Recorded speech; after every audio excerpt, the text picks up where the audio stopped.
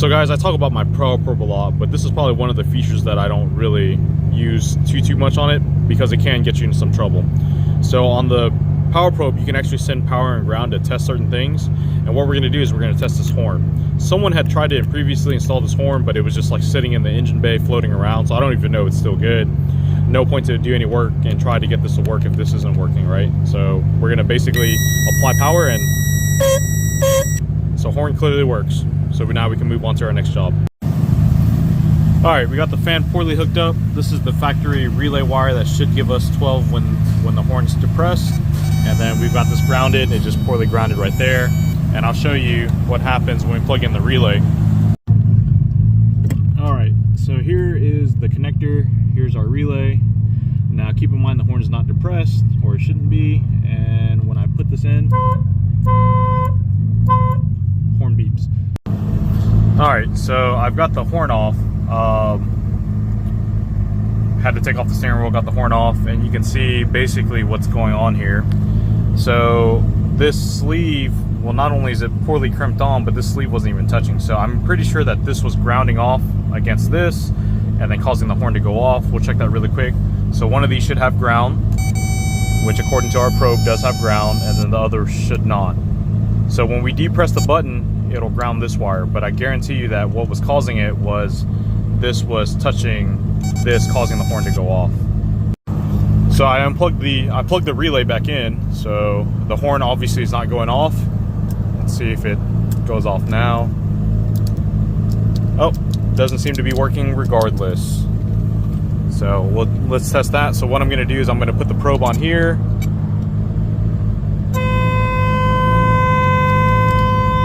Nope, something's going on here. So here's the diagram for the horn relay, and something fishy is going on here. So the way it works is that on this relay, on this side, the left side of it, you'll see that the green, red, green, orange is grounded when you hit the switch. Okay, you can see that bottom right there. And then it's got power from the fuse. So how it works is that when the left side of the relay works as a switch, when it's switched, then it takes power and then it applies it here, and then the horn goes off.